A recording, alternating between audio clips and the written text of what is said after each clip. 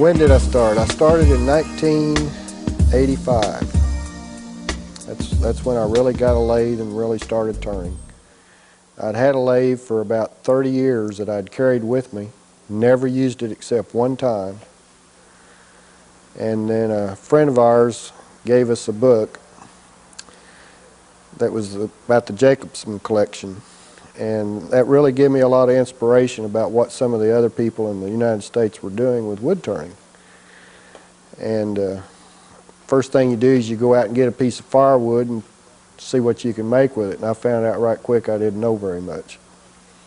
So at that time the AAW was forming, and I decided I'd join that and see what I could learn. And it taught me an awful lot. And along with my painting and the methods I use in my painting techniques, I've kind of transferred that over to my wood turning.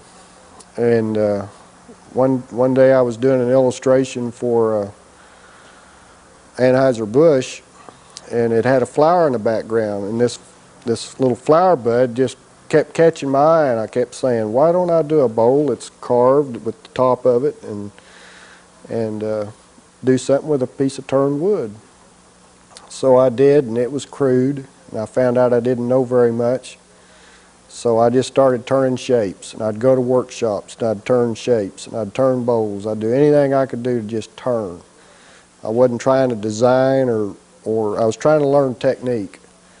And then after I felt like I've got the technique down well enough to where I can start making something. And then we started designing bowls.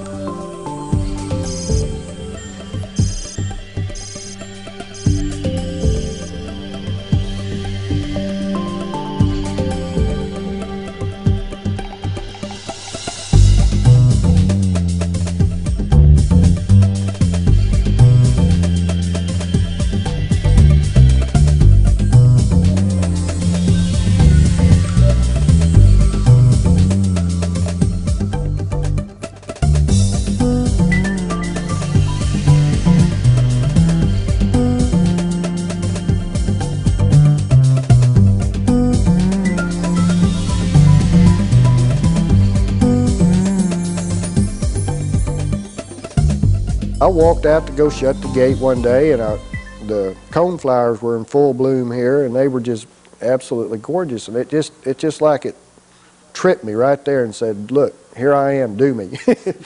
And I brought that flower in. I said, Patty, what do you think this, if we just turn it upside down, what would that look like as a vessel? And she says, it's done. You don't have to think. You don't even have to stylize it. It's already stylized. So you just never know. And the next thing I know, I was turning it, and sometimes I'll get real excited about a piece and I'll get it going, and then when I start carving on it, the monotony of it stops me, and I'll go to another piece, and then a time for a show comes along, and I've got to get back on that other piece and get it finished, you know. So there's sometimes I may work on a piece a year, and but most of the time it's from about 3 to 6 months to do a piece.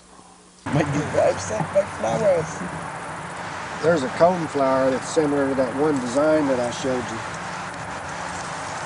You can see what I'm talking about. Real tough.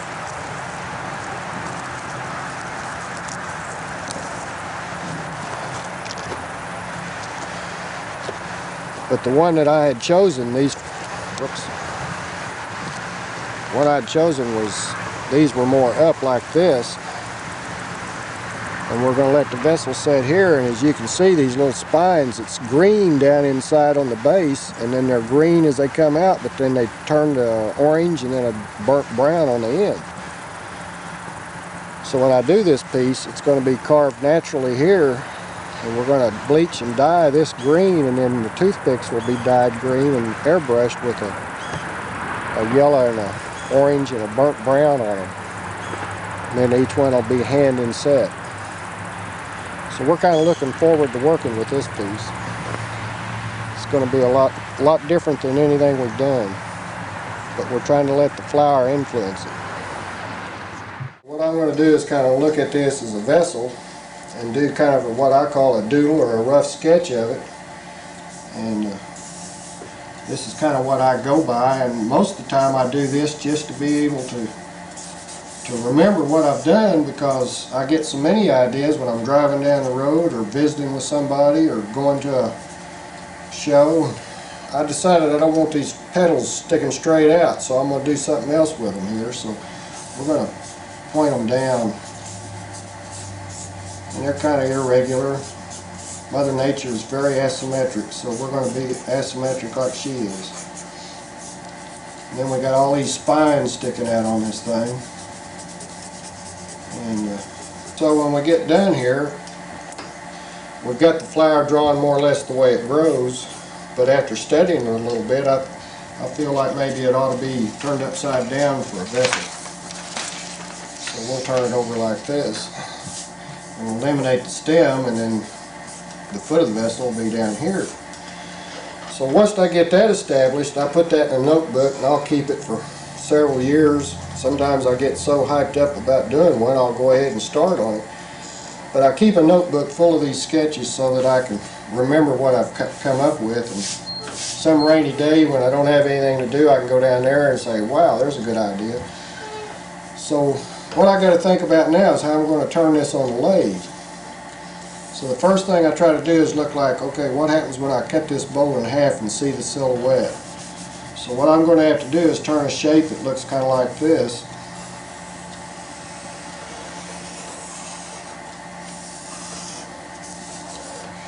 And I'm going to have this silhouette like so. And of course the leaves will be on the back side. But that shows you kind of what it looks like in a silhouette form. So the complexity of the turning is being able to come in here and hollow this out through this opening way back up here. And then I'll have to index it to drill the holes to put these toothpicks that were turned by the Japanese. So in essence, I've kind of got it worked out to how I'm going to develop the piece and how I'm going to do the piece. This top part will be carved and left natural, and the bottom piece is going to be bleached and airbrushed to look like the natural coneflower. Originating in France in the 12th century, the Gothic style quickly spread into all of European art and architecture, with thick shapes set in appearance, often with deep undercuts. Ron Fleming's The Order of Provence is a bold reminder of that style. Imparting a sharp contrast of light and shadows through its carving, this rich, pink ivory piece gives one a sense of varying movement at each passing.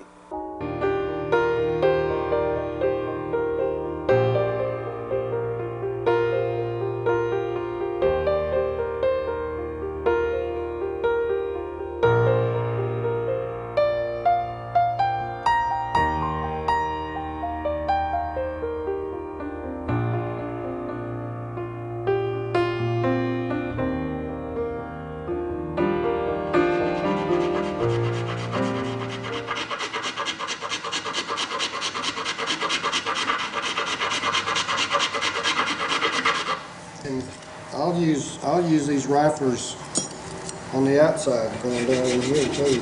I just kind of go back and forth, whatever it takes to achieve what I'm wanting to achieve, the fastest and easiest way that I can get it to happen. So it's not all done with power tools. In fact, there's an awful lot of it done by hand, just basic hand tools.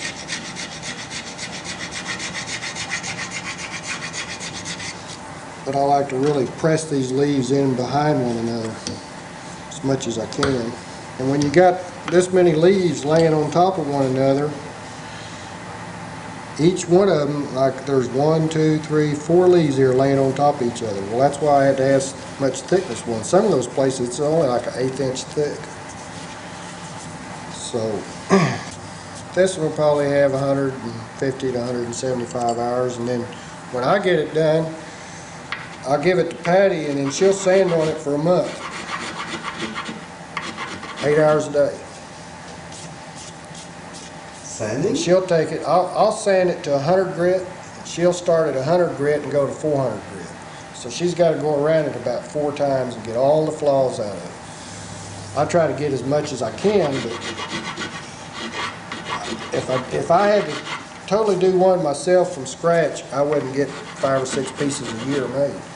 I don't understand or don't relate to the turning process, but I enjoy the design and discussion and the hype that when we get together and start talking about a new piece or new idea or kind of wood or so on and so forth. And I like to finish them. I like to see them come about, you know, to the end process. So We really do blend well together. I mean, we think, although there's times when we disagree, but we're able to work it out.